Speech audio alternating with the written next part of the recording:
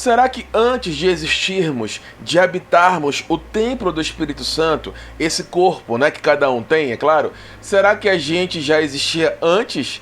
Será que já fomos escolhidos antes de adentrarmos na barriga da nossa mãe?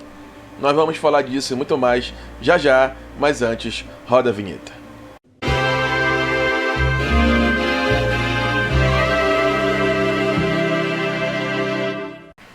Primeiramente, eu quero agradecer a presença de todos. Você que é novo no canal, seja bem-vindo. Você que é antigo também seja bem-vindo. Deixe seu like, compartilhe e comente.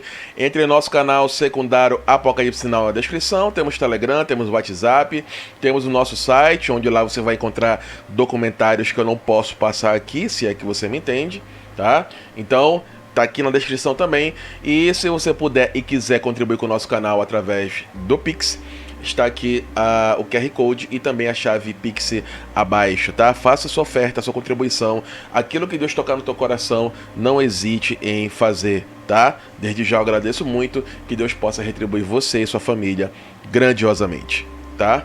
Então vamos lá, meus irmãos e minhas irmãs. Olha só, eu estou aqui no site chamado O Tempo, que eu acho que é da Globo. Eu não sei se é da rede da organização o Globo, não sei, mas aparentemente deve ser, tá?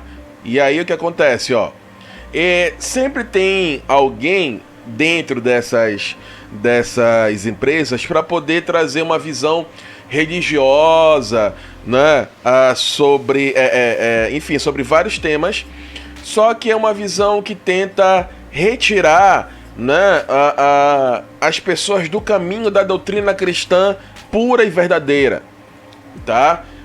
Como por exemplo o espiritismo, como por exemplo outras doutrinas que utilizam o cristianismo para poder trazer argumentos para a sua fé, para si, para dentro de si, né? Numa forma de sincretismo, certo? Você levanta aqui algumas bandeiras cristãs, aí a pessoa abre seus olhos porque, olha, ali é cristão, então eu vou ali pelo menos ouvir, e aí ela acaba sendo seduzida. Isso acontece em várias religiões que querem de alguma forma surfar na popularidade das religiões já instituídas, né? Para poder aparecer. Isso aconteceu lá no Império Romano, lá com aquela situação de Cristo ser o Mitra, né? Deus Mitra, mitraísmo, né? Que muitos dizem que o cristianismo, Jesus, a doutrina de Cristo, né? De ressurreição, de outras situações, do pão, da Eucaristia, foi tirada de Mitra. Né? Só que acontece o seguinte: as pessoas não pesquisam, elas não vão lá na fonte, ou em estudos, ou enfim, na origem mesmo pesquisar. Eu pesquisei numa tese de mestrado ou doutorado de uma pessoa, numa universidade, onde ela foi, sabe, ir atrás, foi pesquisando e chegou na conclusão documentada de que o mitraísmo chegou em Roma, né, nos anos 70 depois de Cristo, certo? Ou seja, 70 depois de Cristo já estava lá, sabe? O cristianismo já estava se espalhando, já estava bombando ali. Já tinha milhares de batizados, já estava, sabe, dominando. E aí o que acontece? Os soldados que estavam nas fronteiras de alguns países, ou das fronteiras hinduístas, né? Da Índia, do Egito, enfim, alguns desses aí, tá? Soldados levaram para Roma, né, o mitraísmo, e de alguma forma para poder, olha só, para poder pegar popularidades, trouxe para si algumas doutrinas cristãs, trouxe para si, tá? E com o passar do tempo, filósofos começaram a tentar influenciar ou deturpar, tudo documentado, tem até um vídeo aqui sobre isso, só procurar no canal Mitraísmo, tá? O Deus Mitra, Jesus é o Deus Mitra. Então filósofos, o que eles fizeram? Eles começaram a tentar mentir, dizer que, na verdade, Cristo foi a representação do Deus Mitra. Tá tudo documentado e está no vídeo aqui no nosso canal, tá? Por isso que eu sigo como Paulo, olha, ó. Tenham cuidado para que ninguém os escravize a filosofias vãs e enganosas, que se fundamentam nas tradições humanas e nos princípios elementares deste mundo, e não em Cristo. É por isso que, para mim, meus irmãos e minhas irmãs, respeito aqueles que gostam de ler filosofias, de estudar e tal. Para mim, isso não serve para nada. Isso não serve para nada. O que serve é a palavra, o que serve é as coisas de Deus e as coisas de Cristo. O resto, para mim, é lixo, tá? Para mim é lixo, certo? Eu não me interesso. Ah, mas então você fica com uma mente, né? Não evolui, você não começa a olhar com os outros olhos as situações, você fica estagnado. Meu irmão, minha irmã, me dá paz, tá? Aquilo que eu sigo, que leio e que eu me alimento, me dá paz. Para que eu vou buscar outras coisas? Eu estou plenamente em paz, plenamente seguro da minha fé, plenamente consciente daquilo que eu estou fazendo e daquilo que eu estou seguindo. Para que eu vou atrás de situações para poder confundir a minha mente? Para quê? Se a verdade é pura e simples. A verdade é, sabe, não precisa estar, sabe, evoluindo o conhecimento e o filósofo A, filósofo B. Não me interessa, eu estou em paz.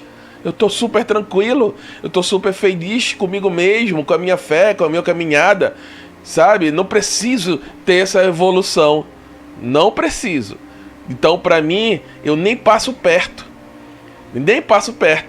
tá? Aqui o que eu falo pode ser raso, pode ser, sabe, elementar, mas o que eu falo é genuíno e é aquilo que eu vivo, tá? É aquilo que eu vivo e é genuíno. É aquilo que realmente, de fato, eu estou presenciando e eu estou vivendo dentro do meu dia a dia. É isso que eu estou vivendo. E Deus se manifesta na simplicidade. Não precisa ter conhecimentos e conhecimentos e conhecimentos. Não necessita disso.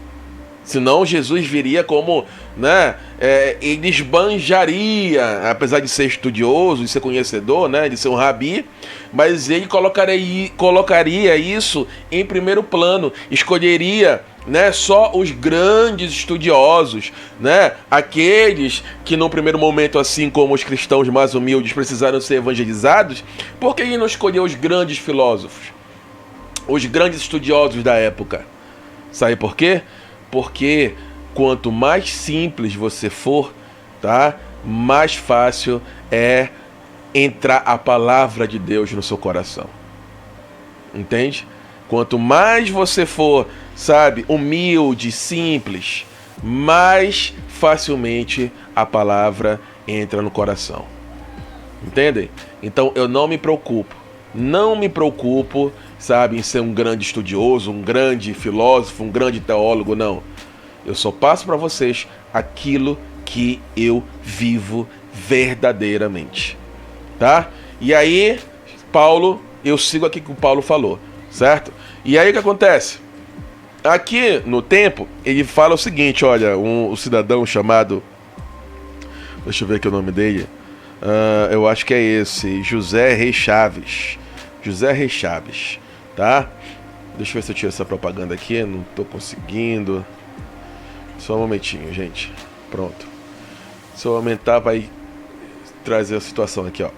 Conforme a tradicional e milenar cultura judaica cristã, Orígenes nasceu no século II em Alexandria, no Egito, e se tornou, sem dúvida alguma, um grande pensador do cristianismo primitivo. Estou lendo aqui no blog do Ricardo Lebog Chaves, esse cidadão aqui embaixo.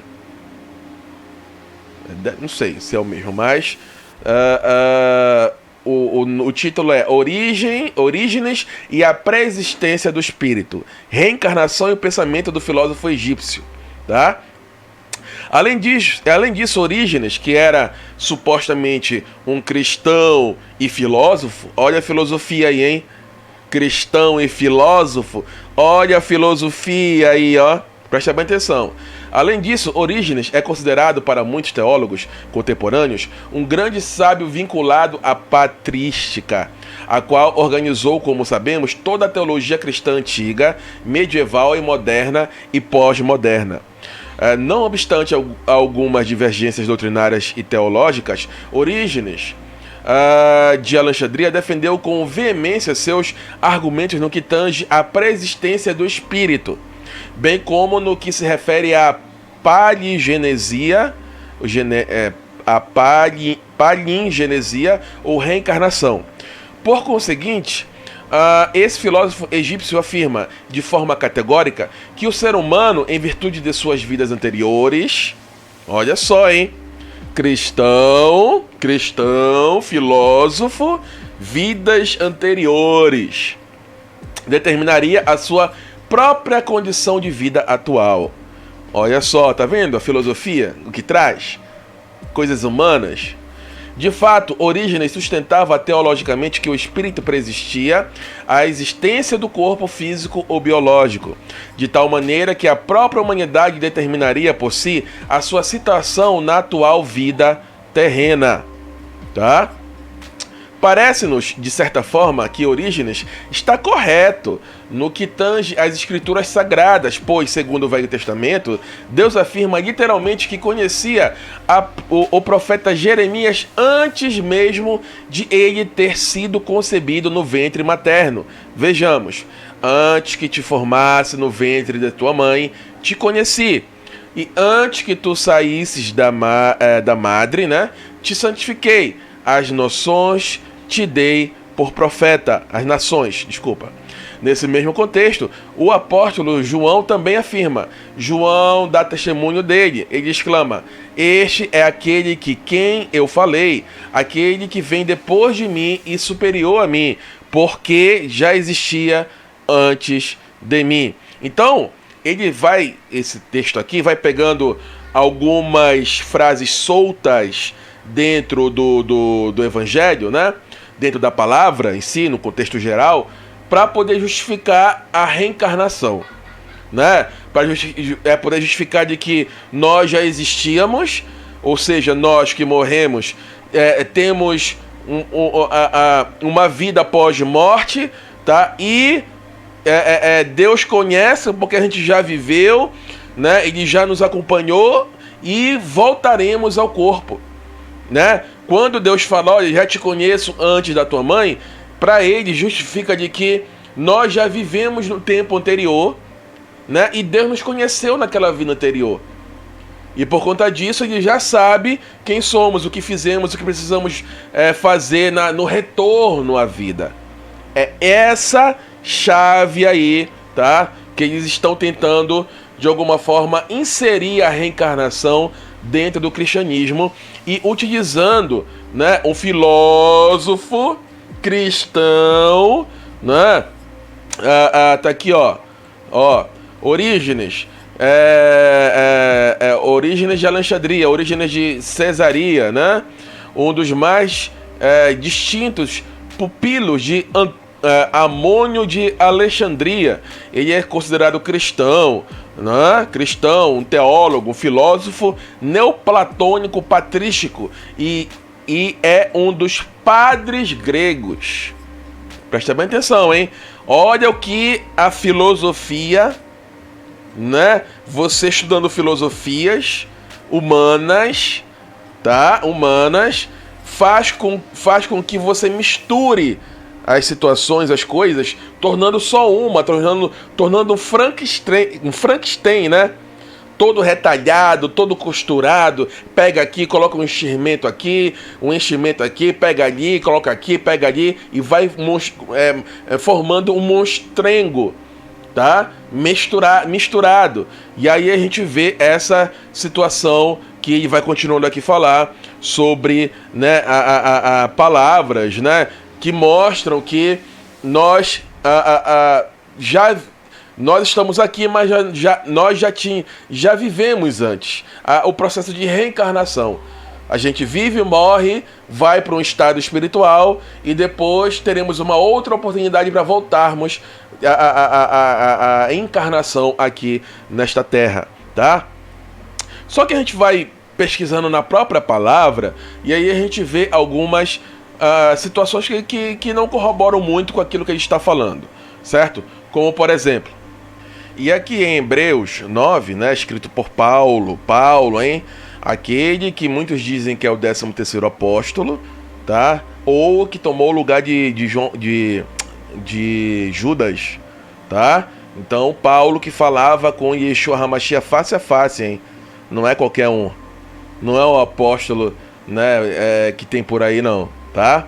E aí ele diz o seguinte: e como os homens está ordenado morrer uma vez, vindo depois disso o juízo, assim também Cristo, oferecendo-se uma vez para tirar os pecados do mundo, aparecerá a segunda vez, continuando sem pecado, né? Sem pecado, aos que o esperam para a salvação.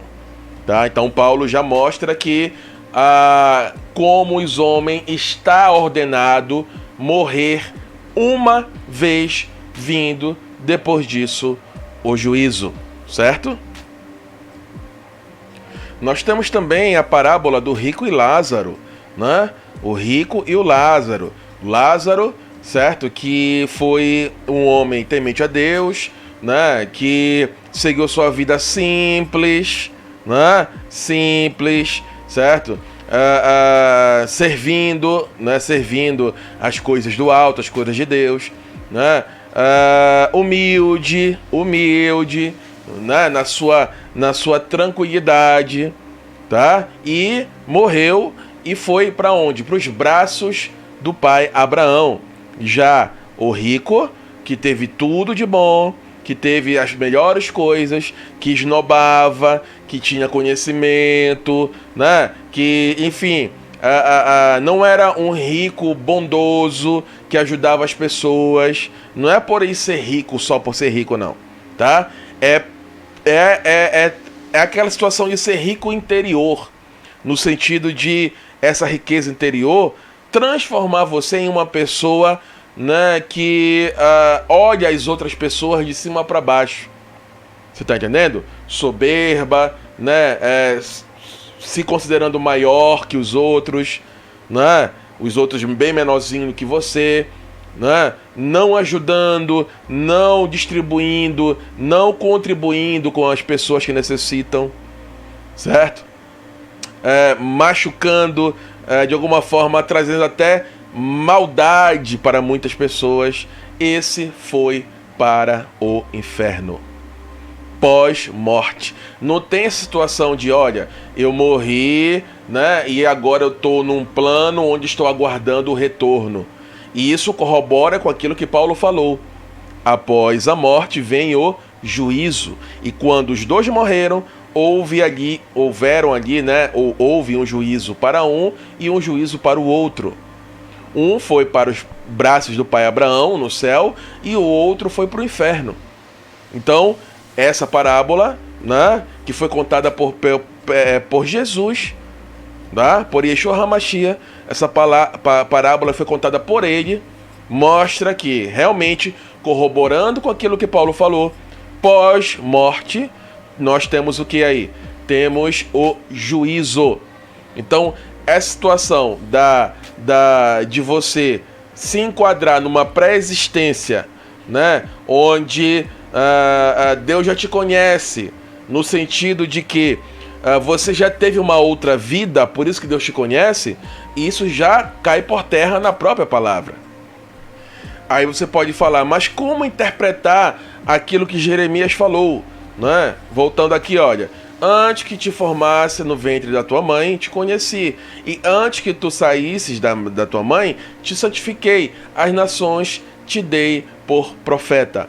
As nações te dei por profeta. Então, meus irmãos, o que podemos entender sobre isso? Existe também dentro daquela linha que não acredita em reencarnação, algumas outras linhas, como por exemplo, a pré-existência, no sentido de você estar num local, né, onde de alguma forma Deus te conhece, sabe lá que local é esse, né, e quando você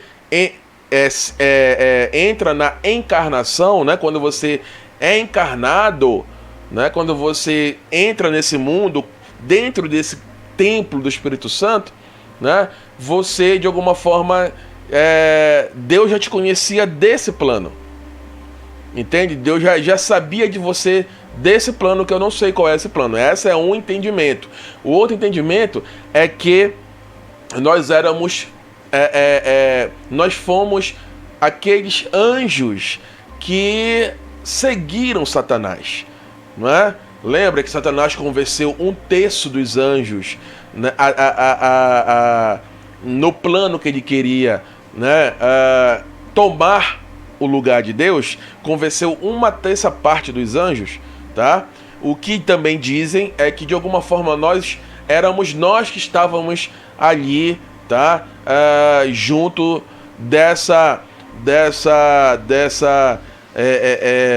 desse conflito, tá? Desse conflito, nós estávamos juntos e decidimos, tá? Deixar o céu, deixar, né, esse plano com Deus, para podermos seguir ali o plano de Lúcifer. Também tem essa vertente. Nós acreditamos na situação de que Deus, onisciente, tá? Onipresente, onipotente, ele tem todos os tempos da história da humanidade na mão deles, na frente dele, passado, presente e futuro. Ele deu a vida, né? Ele deu o sopro da vida, ele deu a vida a todos os seres viventes. Ele preencheu o templo do Espírito Santo, né, que somos nós, com uma alma. Ele criou a alma, tá? Mas ele não programou a alma. Nós não somos robôs, tá? Nós não somos pré-programados para fazer algo. Eu não acredito nisso, tá? Eu acredito que nós temos as nossas escolhas, nós nos escolhemos para eles. Todos nós já somos escolhidos. Ele morreu por todo mundo, mas somos nós que devemos fazer as nossas escolhas, não é? Nós devemos, né, ter os nossos caminhos próprios, entende? Senão ele seria alguém que comandava a vida dos outros como um robozinho ou como um bonequinho. Não é assim. Não é assim que funciona. Então, ele tendo acesso a todo o presente, passado e futuro, né, ele chegou e falou: olha, eu criei essa alma, eu criei o Rafael, tá? E não vou interferir. Ele vai seguir a vida dele, tá? Ele vai, certo? Percorrer o caminho dele. E ele vendo o meu futuro, ele vendo também o meu passado, o meu presente e o meu futuro, vendo toda a minha vida antecipadamente, né? Ele sabe se ele vai poder confiar em mim ou não. Ele sabe se ele vai poder me dar uma missão ou não. Ele sabe se eu serei capaz de cumprir algo ou não. E é assim que acreditamos, né? Quando chega aqui, ó, na de Jeremias, certo? Como o cidadão fala aqui, eu acho que esse site não tem nada a ver com a Globo, tá? Não vi aqui Rede Globo, eu acho que ele é independente, certo? Não sei, mas pelo que eu vi, não, tá? Mas, ó, fala aqui, ó. Antes que te formasse no ventre da tua mãe, te conheci. E antes que tu saísses da madre, né? Te santifiquei. As nações te dei por profeta, tá? E então esse conhecer, para nós, tem o sentido de que ele viu toda a história da pessoa antecipadamente, porque ele tem acesso ao tempo, não há barreira, tá? Não há nenhuma barreira que impeça que ele olhe o passado, o presente e o futuro. Então ele criou, deixou a pessoa fazer o seu caminho, entende? E percebeu, né, no futuro daquela pessoa, que ela poderia seguir né, os seus preceitos, ele poderia ter uma confiança a mais nela, ele sabe que aquela pessoa ia ser reta, ia ser confiável, ia ser honesta, ia ser, enfim, teria uma vida adequada à responsabilidade, né, de ter uma missão direta de Deus. Aí você pode falar, mas existem pessoas na Bíblia ou fora da Bíblia, né, no nosso redor, que foram escolhidas por uma missão, falharam, né, e até estão fora do caminho, literalmente, de Deus agora. Não estão mais. E aí, até nisso tem um propósito, meus irmãos e irmãs. Até nisso tem um propósito. Talvez, né, se não fosse por uma queda de uma pessoa, se não fosse por um erro, né, se não fosse, certo, enfim, por alguma coisa que ela está passando, ela não iria valorizar o amor de Deus. Ela conheceu Deus, caiu, continuou na lama, mas por ela ter sentido Deus num passado dela, tá? Por ela ter experienciado Deus num passado, ela fez a balança. Olha, tô medindo aqui, né? Com Deus é assim, com o mundo é assim. Não, eu prefiro Deus. Esse mundo aqui não quero mais. E aí ela escolhe voltar para Deus. Entendem? Ou ao contrário, olha, eu tô pesando dois, eu acho que o mundo é muito melhor, é muito mais prazeroso, então eu vou ficar com o mundo. Mas, naquele momento que Deus, né, escolheu, deu uma missão para ela, ela cumpriu, serviu não só para ela poder fazer essa reflexão no futuro e fazer a sua escolha, mas para o que estavam ao redor dele, daquela pessoa, que viram a situação e falaram, olha, eu não quero passar por isso que essa pessoa está passando. Então tudo tem um propósito. Lembra de Judas, né? Que é o apóstolo escolhido por Deus, por Yeshua, presencialmente, pessoalmente, né? E aconteceu o que aconteceu. Vem aquela pergunta, né? Os propósitos de Deus, né? Ele foi escolhido para essa missão. Deus viu o passado, o presente e o futuro de Judas e escolheu ele. Não, ele vai ter essa missão. Foi uma missão de Judas entregar Yeshua HaMashiach? Foi uma missão? Lembra que Jesus deu um esporro no Pedro, porque Pedro não queria que Jesus passasse pelo que passasse. Ele falou, afasta de mim, Satanás. Eu preciso fazer aquilo que eu vim fazer. Eu necessito fazer aquilo, o propósito que Deus está aqui, eu preciso cumprir esse propósito. Você entendeu? Então, nós não sabemos quais são esses propósitos de toda a humanidade, das pessoas que Deus tem. Só Ele que sabe. Mas saiba que no nosso pensar, na nossa avaliação, no nosso discernimento, né, Deus, ele tem o acesso ao passado, ao presente, ao futuro, e ele realmente escolhe, né, e dá a missão para cada pessoa, certo? De acordo com aquilo que a pessoa com aquilo que a pessoa fez e seguiu a sua vida. Mas ele já tem o acesso antecipadamente a isso. Entenderam? Então é dessa forma que nós entendemos essa pré-existência, né, de que nós morremos, né, e voltamos para um certo local, e isso já dá uma argumentação ou um conhecimento de Deus sobre você, para que quando você voltasse, né, para cumprir ou ajeitar a sua vida, né, aquele negócio de situação de reencarnação, na nossa visão, isso não existe, tá? Não existe, certo? Deus de alguma forma escolhe pessoas porque ele já viu no futuro delas o quanto elas seriam íntegras, fiéis e confiáveis. E nessas pessoas ele coloca aí a sua confiança, tá? E aí nós percebemos aqui, né, a tendência de misturar as situações, de transformar num monstro, no Frankenstein, né, para que as pessoas fiquem confusas, trazendo filosofias humanas, trazendo situações humanas, fazendo uma mistureba, tirando o entendimento e muitas vezes tirando a paz das pessoas. Para finalizar, é nisso também que eu sigo. Tenham cuidado para que ninguém os escravize a filosofias vãs e enganosas, que se fundamentam nas tradições humanas e nos princípios elementares deste mundo, e não em Cristo. Certo? Eu espero que você tenha entendido.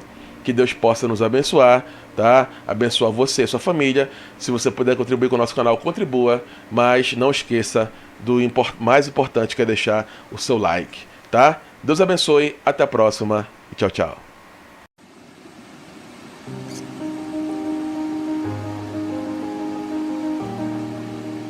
Não se turbe o vosso coração. Credes em Deus, crede também em mim. Na casa do meu Pai há muitas moradas. Se não fosse assim, eu vou-lhe teria dito: vou preparar-vos lugar.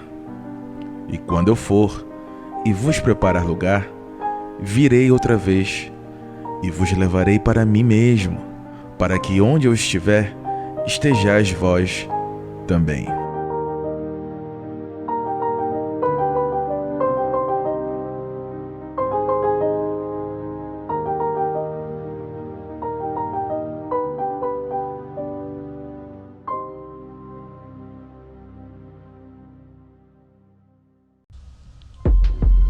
Há 2000 anos atrás, houve uma grandiosa e definitiva intervenção na humanidade. O mundo aguardava esse momento, onde finalmente o Deus vivo encarnado desceria para visitar as mulheres e os homens. Vários santos de Deus profetizaram e aguardaram este momento sublime e único na história. O anjo visitou uma mulher escolhida dentre todas as mulheres de todos os séculos passados e futuros, e nela foi gestado o Messias, o Salvador, o Redentor, o Criador de todas as coisas. Desde então, a promessa de que Ele estaria conosco até a consumação dos séculos ainda está em vigor. Se Ele prometeu isso, Ele vai cumprir. Então, irmãs e irmãos, o que temeremos? Governos? Trevas? Potestades? Como podemos temer tudo isso se o próprio Deus prometeu que estaria e estará conosco até o fim? O que temer? A quem temer? E então Jesus deixa um recado para nós. Não se turbe o vosso coração. Credes em Deus, crede também em mim. Na casa do meu Pai há muitas moradas. Se não fosse assim, eu vou-lhe teria dito, pois vou preparar-vos lugar. E, se eu for vos preparar lugar, virei outra vez e vos levarei para mim mesmo, para que, onde eu estiver, estejais vós também. João 14, de 1 a 3.